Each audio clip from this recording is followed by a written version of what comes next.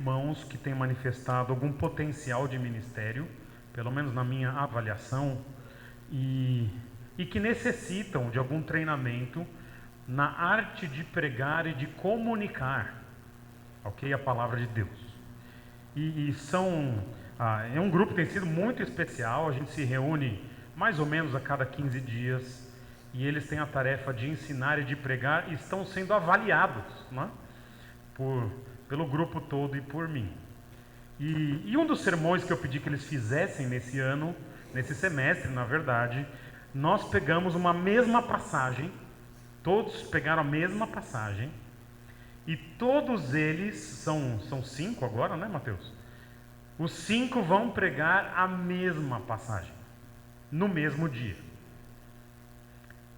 O jogo é que cada um deve dar uma ênfase que eu vou passar para eles na quinta-feira agora.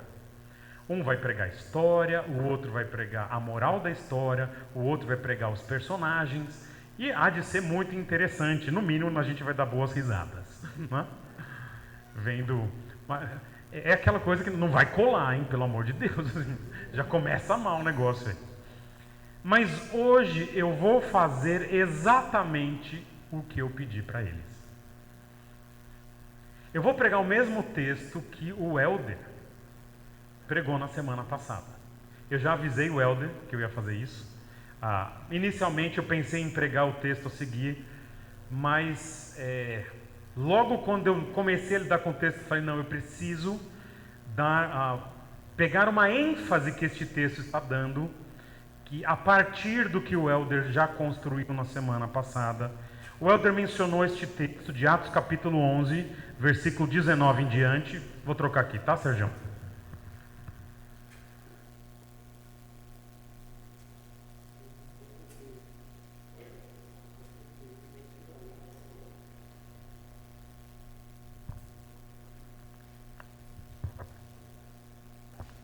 Alô?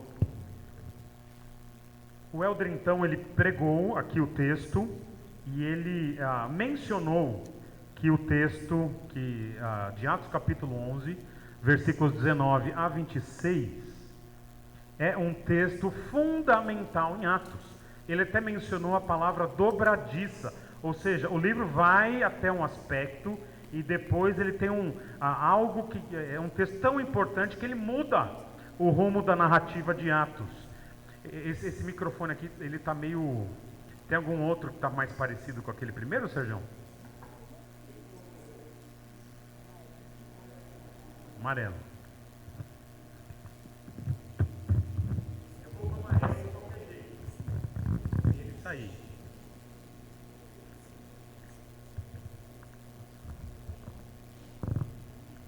Eu vou com azul.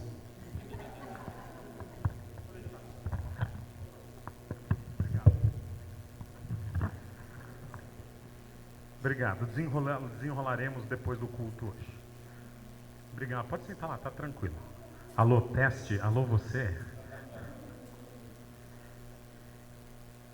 E é um texto que lida com a fundação daquela que foi uma das 3 principais igrejas do mundo antigo, a igreja de Antioquia. A saber, quais são as outras 2?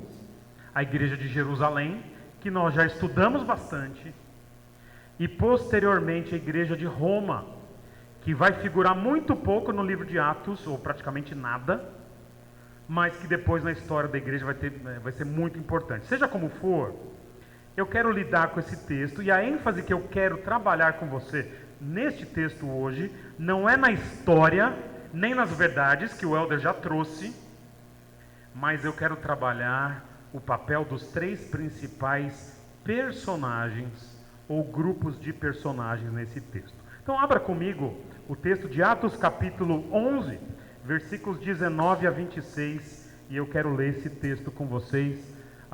Nessa perspectiva, crentes comuns, graça extraordinária. Ok? Crentes comuns, mas uma graça extraordinária. Eu estou mexendo com isso daqui? Funciona? Acho que não. Então passa para mim a leitura do texto aí, por favor. Mateus diz assim. Se você enxerga, parabéns. Lá na minha tela estava tão grande.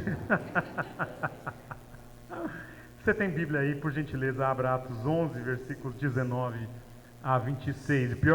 A versão que eu tenho aqui vai ser diferente da de vocês. Então eu vou ler na de vocês. Aqui diz assim: Então os que foram dispersos por causa da tribulação que sobreveio a Estevão, se espalharam até a Fenícia, Chipre e Antioquia, não anunciando a ninguém a palavra, senão somente aos judeus. Alguns deles, porém, que eram de Chipre e de Cirene, e que foram até Antioquia, falavam também aos gregos, anunciando-lhes o evangelho do Senhor Jesus. A mão do Senhor estava com eles, e muitos, crendo, se converteram ao Senhor. A notícia a respeito deles chegou aos ouvidos da igreja que estava em Jerusalém, e enviaram Barnabé até Antioquia. Tendo ele chegado e vendo a graça de Deus, alegrou-se e exortava a todos aqui, com firmeza de coração, permanecessem no Senhor. Porque era homem bom, cheio do Espírito Santo e de fé, e muita gente se uniu ao Senhor. E partiu Barnabé para Tarso, à procura de Saulo. Tendo-o encontrado, levou-o para Antioquia. E por todo um ano se reuniram naquela igreja e ensinaram numerosa multidão. Olha lá, olha agora. Em Antioquia foram os discípulos, pela primeira vez, chamados cristãos. Três personagens, ou melhor, três grupos de personagens que eu quero lidar com vocês aqui hoje. E o primeiro grupo sai logo dos versículos 19 a 21. E é o grupo que eu estou chamando de uma forma muito tranquila de o crente comum. O Mateus vai jogar lá para a gente. O crente comum. Para cada grupo de personagem, eu vou pegar uma atitude, uma ação com a letra P, que esse grupo de personagem fez nessa história. E o primeiro grupo que nós temos, versículos 19 a 21, é o crente comum. Olha o que diz o texto: os que foram dispersos por causa da tribulação que sobreveio a Estevão. E diz o texto, alguns deles começaram a pregar o evangelho, anunciando-lhes o evangelho do Senhor Jesus, primeiro para judeus e depois também para os gregos. Primeiro grupo de destaque que eu quero trazer para vocês é esse grupo de gente que é gente. O que eu estou dizendo? Não é apóstolo, não é pastor, não é missionário. Na época do Novo Testamento tinha profeta, não é profeta. O que você é? É crente. Como que você foi parar nesses lugares? Atos capítulo 8, versículo 1. Naquela ocasião da morte de Estevão, desencadeou-se grande perseguição contra a igreja em Jerusalém. Todos, exceto os apóstolos, foram dispersos pelas regiões da Judéia e da Samaria. Estevão morre, chega uma baita perseguição para a igreja, todo mundo vai embora, ficam os 12. O texto bíblico ele para um pouquinho, vai contar a história de Saulo. E quando ele retoma, ele conta a história dos crentes comuns que tiveram que mudar de Jerusalém e foram encontrar no mundo antigo um outro lugar para morar. Joga para mim o mapa, Mateus, só para a gente falar do que nós estamos falando, por favor. Olha lá.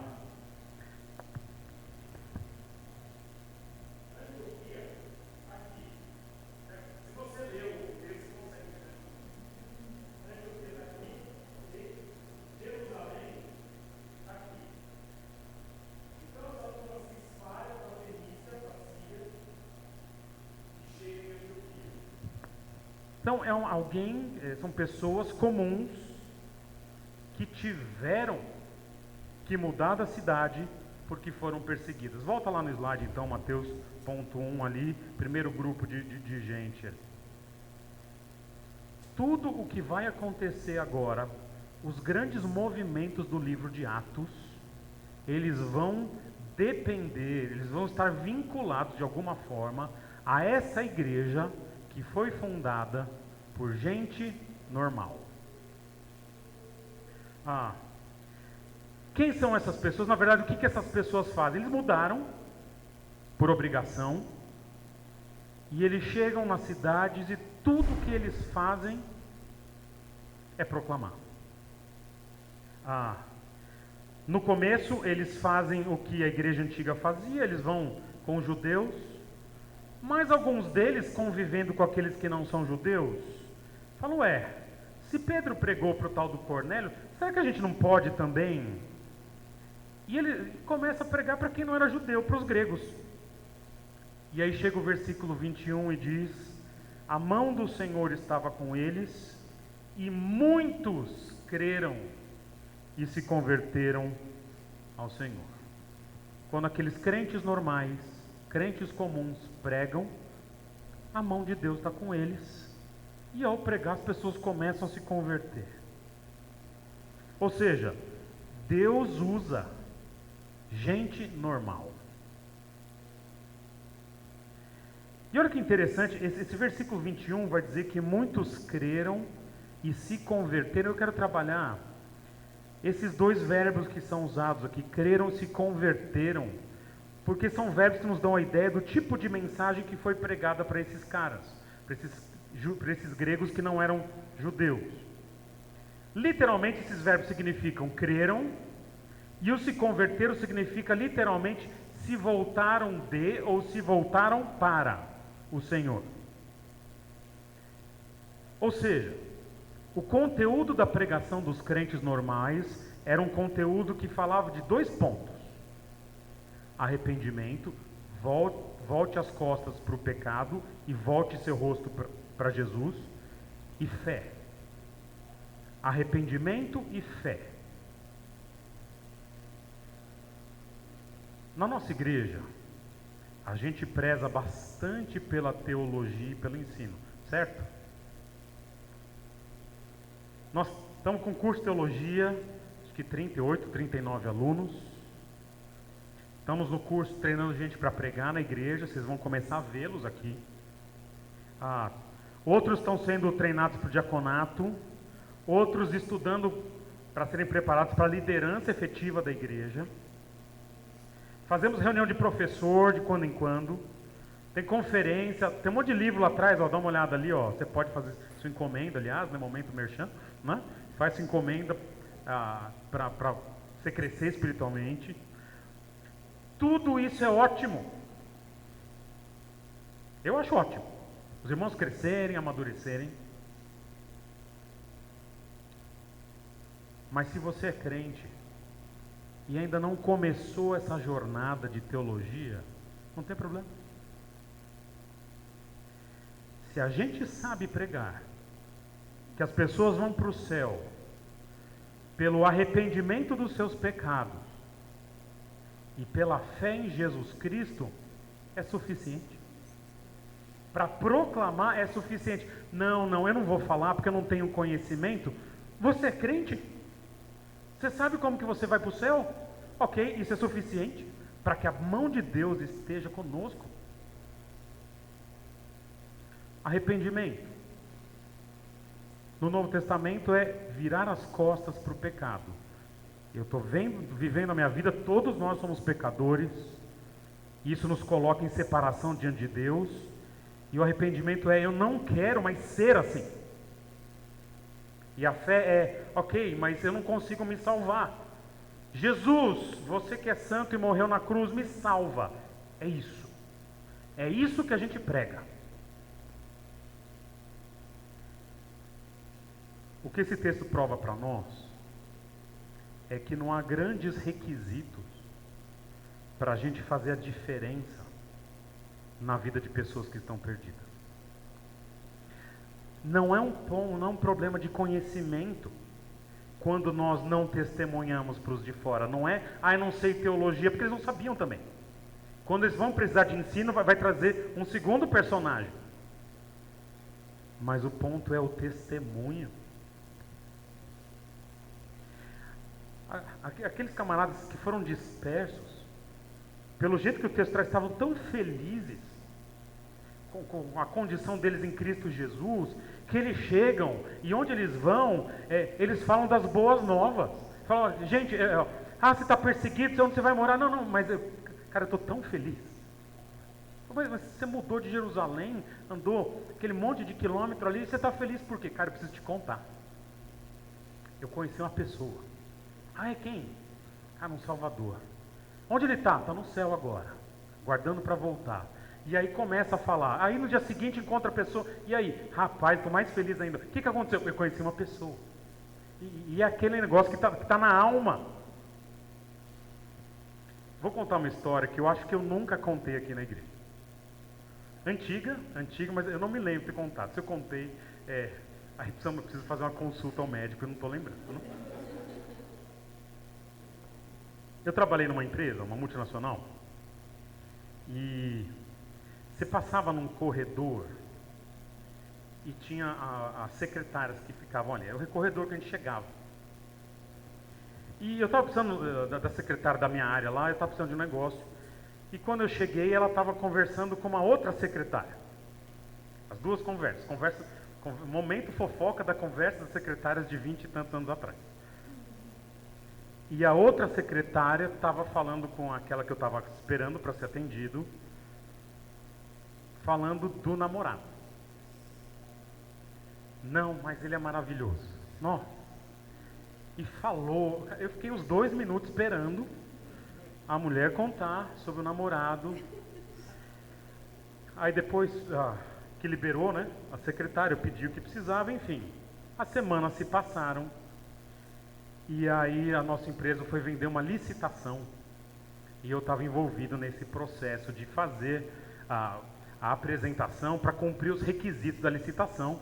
Mais de 200 páginas, eu lembro. Aí chegou um dia, a entrega acho que era no dia seguinte, em Brasília, a gente estava em São Paulo. E aí o pessoal falou, precisa terminar hoje. E aí, Pedro, você resolve essa? Montei uma equipezinha ali, falei, resolvo. Então foi todo mundo embora e falou, umas 11 da noite termina.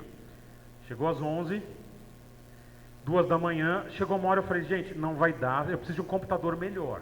E que esteja ligado à impressora. Alguém falou assim, usa o computador daquela secretária.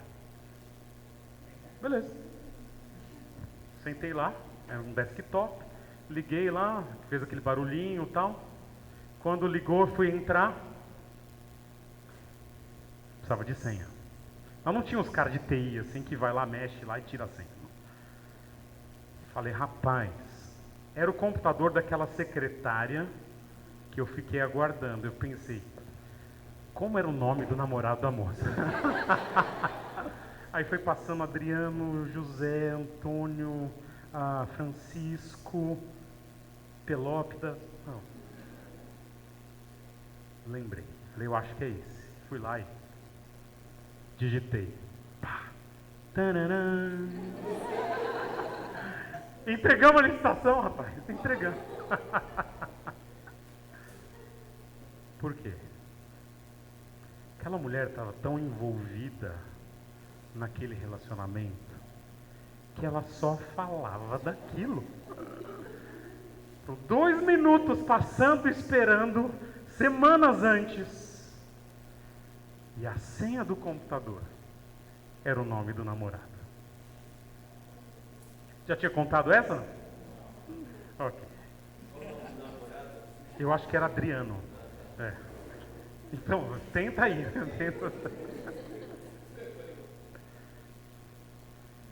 A boca fala do que está cheio o coração. Se a gente pensa de fato que este é o meu respirar, ele é o meu respirar, ele é o meu pão. Quando a gente for viver a vida, o que a gente vai falar? Daquilo que a gente realmente ama, ou de quem a gente realmente ama. Porque Essas pessoas estão dispersas, elas estão fora de casa, estão buscando um novo lugar para morar. Mas onde elas chegam, elas falam daquilo que elas estão vivendo, das suas melhores experiências. E são experiências com Jesus. Sabe, turma? A gente não testemunha para as pessoas quando o nosso papo sempre é sobre política. Não precisa ser crente para falar de política. Qualquer um fala lá fora. A gente não testemunha de Jesus quando o nosso papo é sempre sobre futebol. Não tem problema nem gostar de política, nem de futebol. Não, a gente não testemunha quando tudo que a gente faz lá fora é reclamar da economia. Mas quando a gente faz isso, está mostrando que essas coisas que estão no nosso coração. A gente só vai ter impacto na vida das pessoas quando a gente realmente perceber quem Jesus é e o que Ele tem feito por nós. Para isso, desculpa, você pode fazer seminário, deve, mas você não precisa. E esse é o primeiro grupo de personagens. Crentes dispersos, meio que sem rumo, mas que sabem muito bem o caminho, que é Jesus Cristo. E a boa mão de Deus está com eles e a turma se converte. Esse é o assunto deles. E aí entra em cena um segundo personagem que eu quero trazer para vocês, que pode jogar para nós aí, Mateus, o personagem de um pastor, de um líder experiente de nome Barnabé, cuja função principal neste texto é o pastoreio desses que se convertem. Veja que diz o texto, olha lá, versículos 21 em diante. A notícia a respeito deles daqueles que se converteram, que eram gregos, chegou aos ouvidos da igreja que estava em Jerusalém, e enviaram Barnabé até Antioquia, tendo ele chegado e vendo a graça de Deus. Alegrou-se, e olha agora o que ele faz. Exortava a todos que, aqui, com firmeza de coração, permanecessem no Senhor, porque era um homem bom, cheio do Espírito Santo e de fé. E muita gente se uniu ao Senhor. Se o primeiro parágrafo do nosso texto coloca os holofotes nos crentes comuns, normais, Deus abençoa demais, e no segundo parágrafo agora, as luzes vão para um personagem muito importante no livro de Atos, que é um líder bem experiente nesse momento já, de nome José, cujo apelido era Barnabé. Interessante que Jerusalém é esse núcleo em que o mundo antigo, a igreja antiga começa a se espalhar. Então tudo que acontece chega a Jerusalém, os apóstolos estão lá, eles tomam decisões. Só que quando chega a informação de que gente que não era judeu estava se convertendo, eles mandam não um apóstolo, mas mandam alguém de coração, não sei se era ordenado ao ministério pastoral já nesse momento, mas alguém de coração pastoral. E quando Barnabé chega, ele chega ali em Antioquia, então ele sai de Jerusalém, vai para Antioquia. O texto menciona a primeira coisa que salta aos olhos de Barnabé. Quando você imagina, a igreja está bombando, quer dizer, as conversões estão bombando ali em Antioquia. Gente se convertendo, o número está crescendo. Muitos de nós, se fôssemos enviados para essa igreja, íamos olhar o número de pessoas. Olha o movimento. Mas o texto diz que ele viu a graça de Deus. Barnabé é um camarada tão especial no Novo Testamento, que quando ele chega, ele não olha primeiro as consequências, ele olha primeiro a causa do que está acontecendo. Ele fala, Deus está aqui. Deus, é uma visão teocêntrica. Sim, as pessoas têm sua importância, esses crentes estão testemunhando. Mas ele não está preocupado primeiro com isso, ele está preocupado em ver, isso aqui é de Deus. É de Deus. É a graça dele que está aqui. E quando ele vê a graça de Deus, ele faz jus ao apelido dele. Eu falei para vocês que o nome dele é José, mas o apelido é Barnabé. Barnabé significa filho da exortação, ou filho da consolação. Exortação é quando você consola puxando a orelha. Consolação é quando você consola dando um abraço. As duas coisas. E Barnabé chega em Atos 4,36 é dito que ele tem esse nome por ser o filho da exortação. E quando ele chega, o que ele faz? Olha, ele alegrou-se e exortava a todos. E o que ele falava? Falava de firmeza de coração e de perseverança. Muita gente se converte, quando há movimentos de conversão. Muita gente se converte, mas quando a gente vai ver, são conversões de aparência. Barnabé parece estar preocupado com isso. Ele está preocupado não com a aparência, ele está preocupado com o coração. Ele fala, olha, essa palavra é usada no texto. É algo que tem que estar firme, não aqui. Tem que estar firme aqui. Aqui. Firmeza de coração. O que ele está fazendo aqui, ao exortar a igreja, é exercer função pastoral aqui. Aliás, isso é colocado quase que de forma oficial no livro de Atos, no capítulo 13, quando no capítulo 13, versículo 1, o Lucas ele faz uma lista dos líderes da igreja de Antioquia, e ele diz, havia na igreja de Antioquia profetas e mestres. Essa palavra mestres é uma das designações do Novo Testamento para pastores. E o primeiro nome que aparece ali nessa lista de Atos 13:1 é o nome de Barnabé. Então, provavelmente Barnabé vai ser o pastor principal dessa igreja de Antioquia. E como pastor experiente, como pastor principal, ele chega e ele exorta. E ele exorta a partir do coração, firmeza de coração.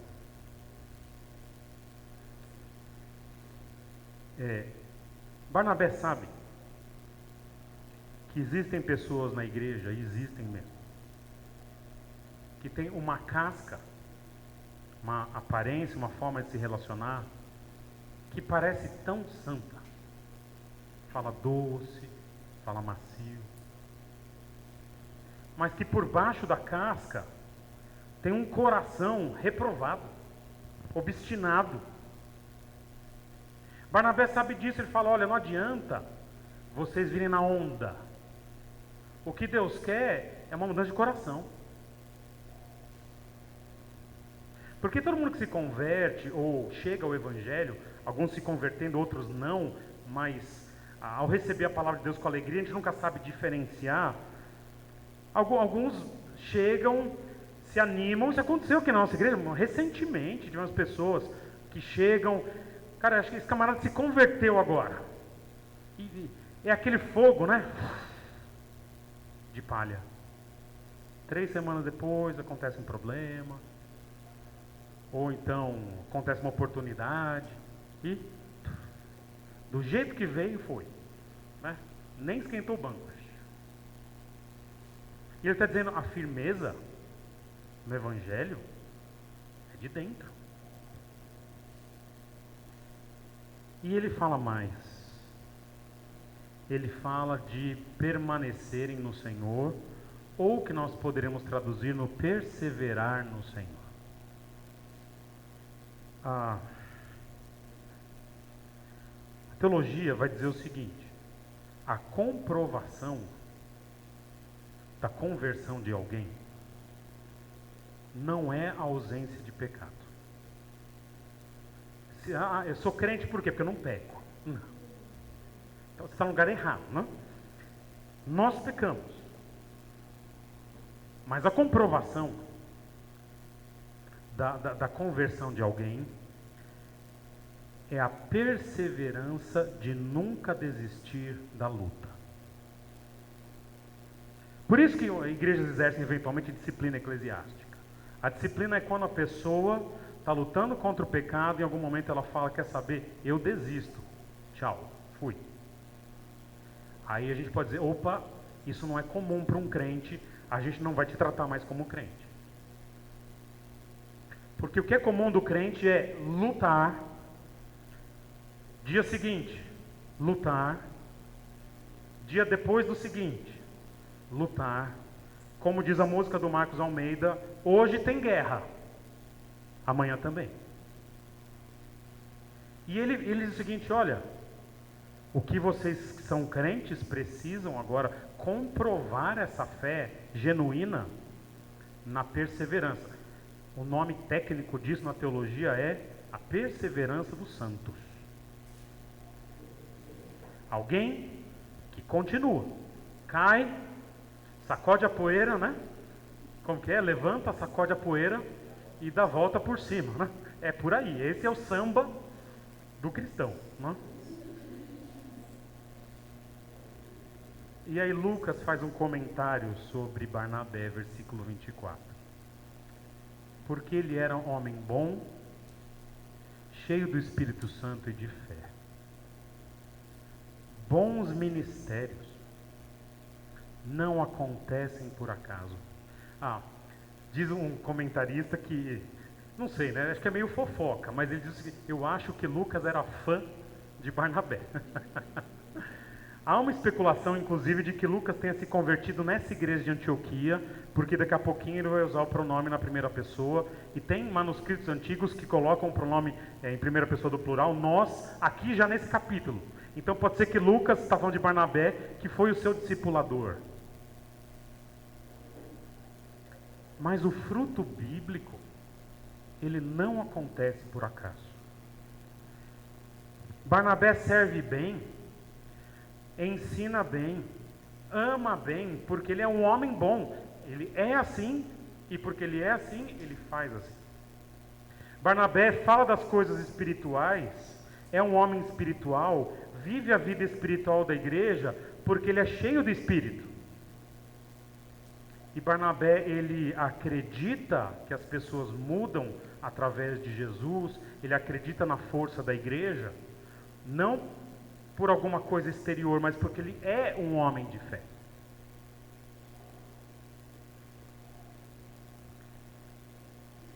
E é muito bom quando a gente vê que Deus faz a igreja crescer através dos seus líderes.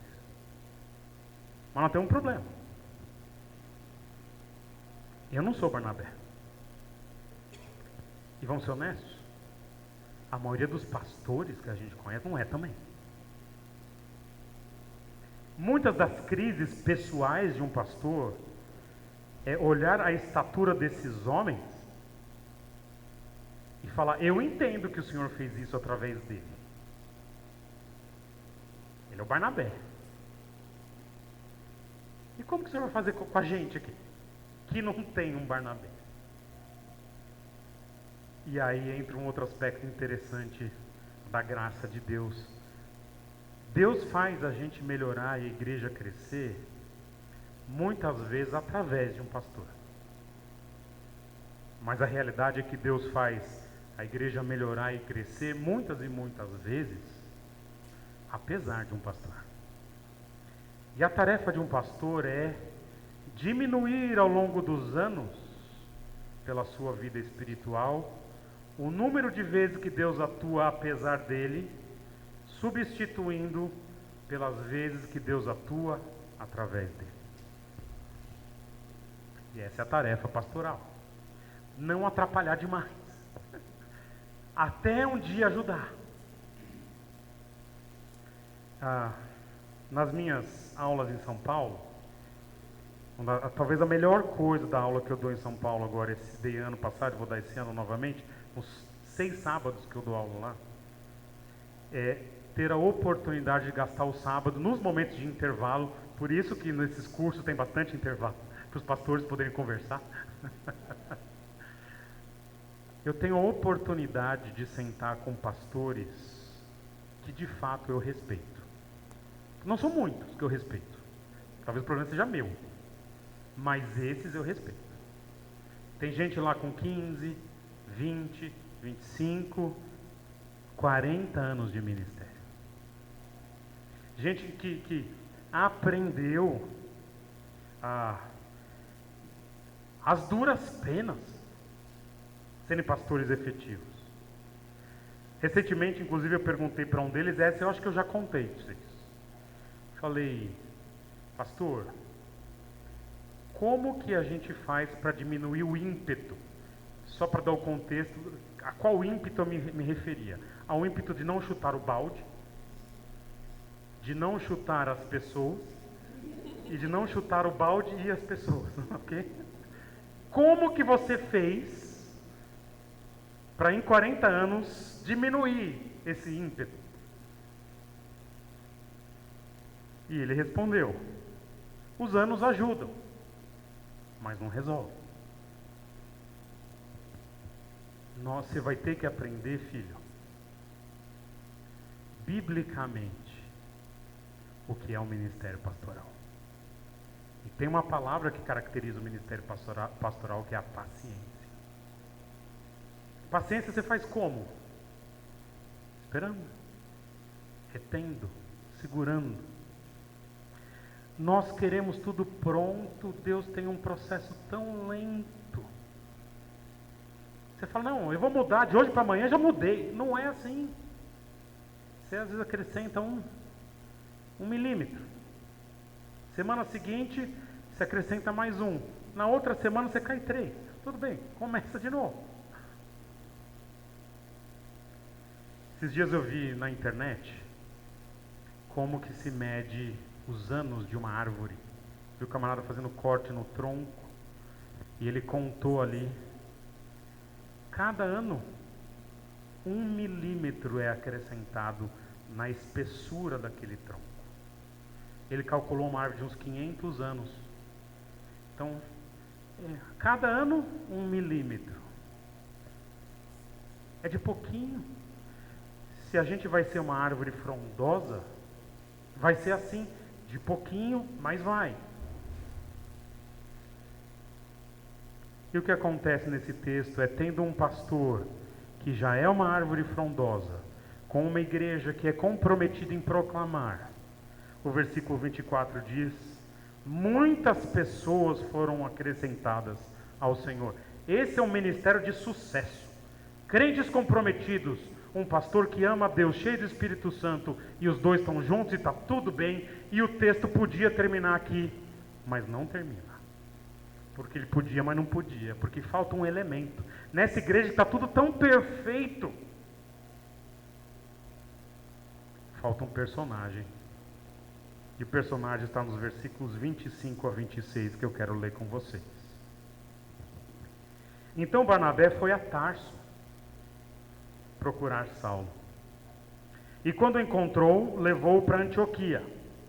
Assim, durante um ano inteiro, Barnabé e Saulo, olha, nessa ordem, Barnabé e Saulo se reuniram com a igreja e ensinaram, no plural, a muitos. E em Antioquia, os discípulos foram pela primeira vez chamados cristãos. O último elemento que falta aqui na nossa análise dos personagens é um líder em potencial, um líder em treinamento, alguém que precisa crescer, já tem algumas qualificações, mas que precisa crescer no exercício do ministério. E o nome desse indivíduo é Saulo. E o que ele vai fazer aqui é um preparo prático, mas assistido por Barnabé. Barnabé auxiliando Saulo no seu preparo. Barnabé, então, ele não se contenta em realizar a tarefa que ele já faz bem, está indo tudo bem, mas ele está preocupado em preparar a gente. A igreja está crescendo, está fluindo, mas falta algo, falta alguém. E Barnabé se lembra então de treinar alguém que o texto vai indicar que ele tinha muito carinho, que é Saulo, que posteriormente vai ser chamado por nós de apóstolo Paulo. E o texto diz que ele vai procurar Saulo em Tarso. Se você olhar no mapa, ele tem que viajar para Tarso. Então Barnabé acorda cedinho um dia e fala, ó, turma, quem vai pregar no domingo? Ah, você e tal, eu vou numa cidade resolver um negócio, e vai lá, e diz o texto que ele procura Saulo, não é? Ele sabia onde Saulo está, ele vai lá procurar. Gente, alguém já ouviu falar do Saulo de tal? Ah, Saulinho. É interessante que em Atos capítulo 9, versículo 26, quando Paulo, que era esse perseguidor da igreja, se converte, ele chega em Jerusalém e diz que todo mundo estava com medo dele, incluindo os apóstolos. E esse texto de 9:26 vai dizer o seguinte, 9:27, mas Barnabé, mas, tem um mas, todo mundo está com medo, mas Barnabé não. Tomando-o consigo, levou Saulo aos apóstolos. Ele acreditou na história do Saulo, lá atrás. E agora, quando ele tem a oportunidade de pastorear, ele fala, quer saber? Vou atrás do Saulinho. E ele viaja e traz Saulo com ele. Saulo era um homem que tinha sido treinado na mais alta escola rabínica do judaísmo. Alguém que tinha uma baita formação, talvez um dos homens mais inteligentes da história. Mesmo quando ele se converte em Atos capítulo 9, ele já começa a discutir com os judeus. Os judeus não conseguem combater o que ele fala. Mas Barnabé sabe que só o conhecimento técnico, teórico, não é suficiente. E aí ele vai e fala, agora amigão, você vai caminhar comigo para valer. E eu quero lidar com algumas questões práticas desse treinamento que Barnabé traz para Saulo aqui nesse texto. Primeiro, é um treinamento que não é à distância, ele é pessoal. Não tenho nada contra a aula online, nada. Nem existia nessa época. Existia, né? Existia, por carta, né? Já lidamos com isso. Mas tem coisa que é aqui. Barnabé podia ter escrito, Saulinho, estou fazendo isso, anota aí, tá? Faz igual. Não. Tem coisas que você tem que estar no dia a dia aqui, ó. Vou te buscar.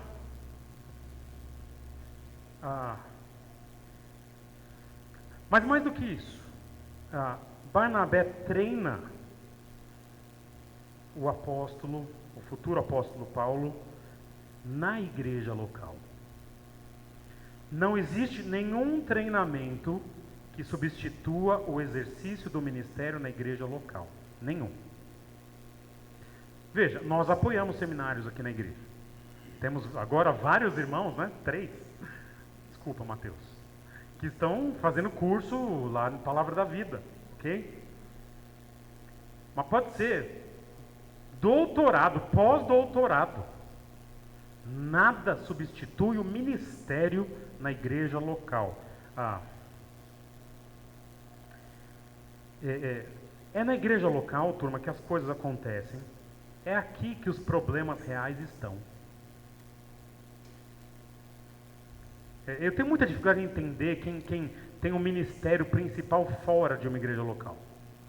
A gente consegue ter trabalho fora. Ministério é aqui. Mesmo quem trabalha em organização missionária, a igreja local é insubstituível.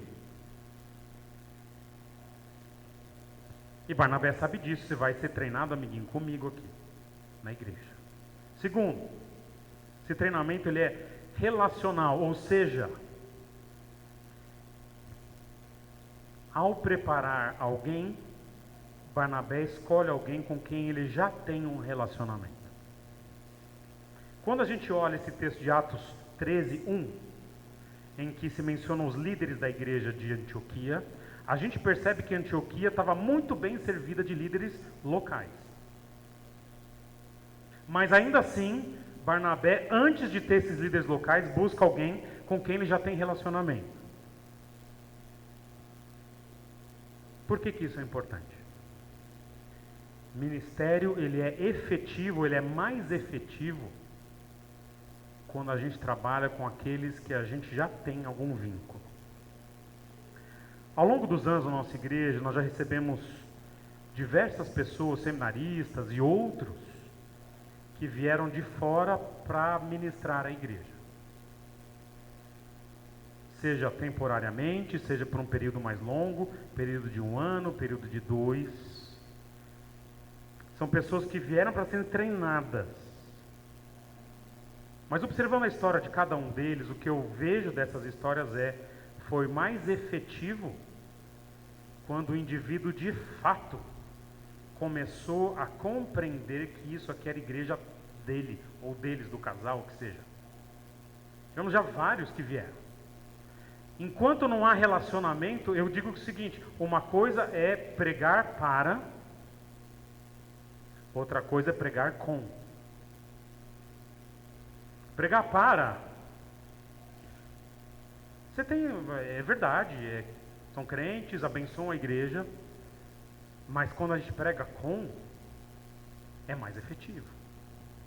Barnabé então pega alguém que ele já sabe que dá certo com ele, já se conhece, e eles trabalham juntos ali, e esse é um aspecto importante desse treinamento de um líder em potencial. E o último aspecto que eu quero salientar é: Barnabé não escolhe qualquer um, ele escolhe alguém que de fato tem potencial.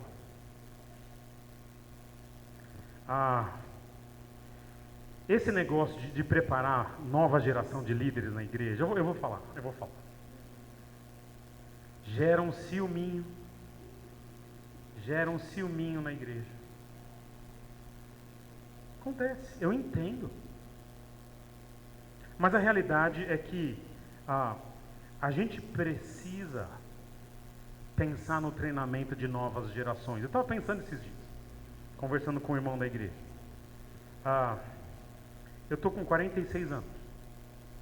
Não sei se eu fico para sempre aqui. Mas se der azar, quem sabe, né? Eu fico aqui mais, 20 anos, 25, 30 e decido me aposentar nessa igreja. Em tese, Deus é Deus, ok? A próxima geração que poderia assumir essa igreja, já tendo uma maturidade de um lado, conhecimento, maturidade de um lado, e condições físicas de suportar o trabalho pastoral, é quem está há 25 a 30 anos atrás da gente. É a turminha dos 18 aos 25. Pensa comigo, daqui a 30 anos quem está com 18 vai estar com quanto? 38, certo? É isso? 48. Então é menos. Daqui a 25 anos. 18 dá 43, certo? Quem está com 25 daqui a 20 anos, daqui a 20 anos está com 66. Mas 66 já começa a acordar cedo, né? Estou acordando 6h15, pai, está acordando que horas? Ok. 10 minutos por década. Então, com 66 já estou nos 5h40, né? Mas daqui a 25 anos, essa turminha dos 20 anos está bombando na teologia, na experiência, na família. E eu já estou mais 70 anos, né? Entende? Barnabé tem essa percepção. Agora, a gente tem que olhar quem tem potencial. Nem todo mundo vai ser pastor, turma. Há qualificações específicas do pastorado: caráter, prepara os familiares, ser apto a ensinar, condição de ensinar uma igreja, seja apto a ensinar significa que conhece teologia, mas que sabe ensinar. Nossa, o cara é um gênio, mas ninguém entende o que ele fala, é difícil. E é interessante que em muitas igrejas é comum, eu já vi, estou falando um caso de uma outra igreja, um indivíduo que alimentou esperanças de ser pastor. Fez seminário, 5 anos. E a igreja não reconheceu. Então, há toda uma série de fatores nessa preparação de novos líderes, mas um deles é que esses indivíduos que vão ser preparados têm que ter, a priori, o potencial de se tornarem pastores. Sabe, irmãos, eu Eu me considero um pastor novato ainda. Eu tenho 9 anos de ministério pastoral. Acho que não é muito, mas também não é pouco, né? Então, 9 anos. Faço 9 anos mês que vem agora. Quando eu recebo os irmãos para conversas, quando surgem questões da igreja, meu medo é sempre ainda não saber o que fazer. Tem conversas que o indivíduo fala assim, quero conversar. Eu falo, legal. E eu já imagino, né? Que caso que vai vir, né? E aí eu falo, se vier tal caso, eu não sei o que fazer. Aí nunca é, né? Nunca é. Às vezes é pior, né? Mas nunca é aquele, né? Nessas horas, quando realmente surgem casos difíceis, eu me ressinto de não ter tido até hoje um pastor próximo o suficiente para eu me espelhar. Hoje eu tenho um pastor que eu posso pedir ajuda.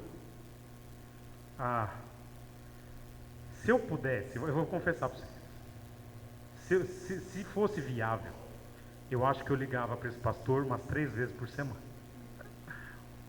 Fulano, estou com um caso assim. Olha, a situação está assim. O que eu faço? Se eu pudesse, eu faria isso. Mas eu guardo para os momentos realmente difíceis para não incomodar o indivíduo. Paulo tinha Barnabé todos os dias. Aquele homem bom, cheio do Espírito Santo e de fé, eles trabalhavam lado a lado todos os dias, cara. Fiquei com invejinha, fiquei. E essa é a realidade. O crente comum, neste texto, com uma tarefa de proclamação. O líder experiente pastoreando, exortando, ensinando, consolando. E o líder em treinamento aprendendo com quem já faz. Não tem outra. Olha o resultado desse trem aí. Em Antioquia, foram os discípulos pela primeira vez chamados cristãos. É por causa da igreja. É por causa do líder experiente, é por causa da visão de treinamento de líderes, que esses camaradas mudam a história. Se você é chamado de cristão, e eu também, e é uma denominação que nos orgulha tanto, é por causa dessa igreja aqui, do que eles fizeram. E eu quero terminar fazendo uma aplicação a esses 3 grupos aqui. Primeiro, a grande maioria das pessoas que está aqui hoje já é crente, salvo em Jesus Cristo. E a grande maioria de vocês não vai passar pelo, ouçam, doloroso processo de se tornar um líder. Pelo muito doloroso processo de se tornar um pastor. Bem difícil, bem complicado. Dê graças a Deus, eventualmente. Isso, entretanto, não isenta os irmãos da responsabilidade. Muito pelo contrário. Você, como crente comum, tem alguns privilégios que eu não tenho mais. Eu não convivo mais no dia a dia com pessoas que não conhecem Jesus. Eu tento conviver, mas não é... Eu convivo mais com vocês mesmo. Mas se você, independente da teologia que você tem, se Jesus é o grande amor da sua vida, vai proclamar, vai falar. Nada muito complexo. É só o que está no coração mesmo. A gente não prega e não testemunha na verdade, turma. Não é porque a gente não saiba. É porque isso de fato não é o assunto que está no nosso coração.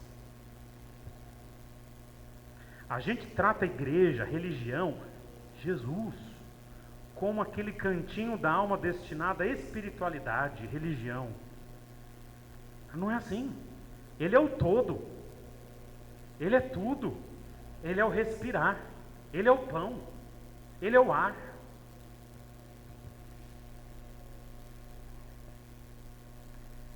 Fala de pastoreio agora.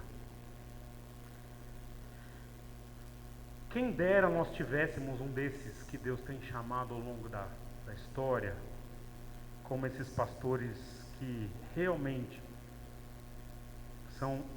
chegam nesse processo. Estamos no processo. Mas ao longo desse ano, Deus tem trazido para essa igreja alguns irmãos. Temos aqui 4 ou 5 que tem 2 letrinhas antes do nome. Não sei se você sabia. Temos alguns pastores chegando ou que já são da igreja. Alguns caminharam jornadas bem diferentes da nossa, bem diferentes. Outros estão trilhando o mesmo caminho. Vêm dos mesmos processos formativos. Cada um tem sua experiência, nem todos serão pastores aqui, mas eu acredito que são irmãos de quem a gente pode tirar algumas lições eventualmente. E nós vamos aproveitar esses caminhos que talvez um ou outro tenha trilhado aqui e ali.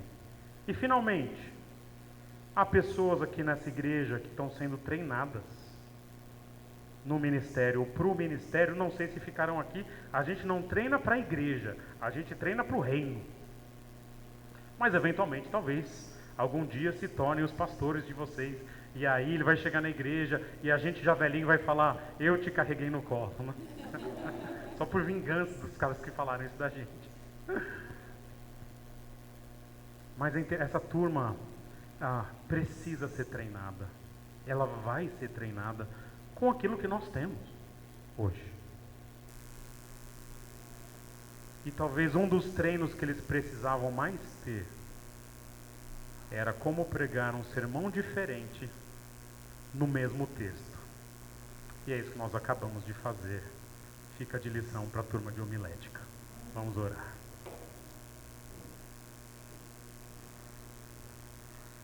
Senhor, muito obrigado. Que o Senhor usa a vida dos crentes que estão aqui, que falam basicamente de arrependimento e fé, testemunho vivo da sua salvação. Renova essa chama no coração da igreja, que Jesus seja não um assunto, seja a nossa vida, e assim a gente proclame aos de fora. Senhor, prepara aqui, cuida dos líderes da igreja, de mim e de outros irmãos, e que a gente se torne milímetro a milímetro mais parecido com Jesus. E se não for ainda Jesus, que sejamos um pouco mais próximos de um Paulo e de um Barnabé. E Senhor, prepara a nova geração de líderes, preserva, cuida, ensina, que eles compreendam que é um longo processo, doloroso, mas necessário. E que essa igreja seja uma bênção para todo mundo que tiver algum contato com pessoas daqui. Esse é o meu pedido e gratidão, em nome de Jesus. Amém. Eu vou fazer os avisos, mas antes dos avisos eu vou fazer um comentário off-label aqui, fora dos áudios aqui.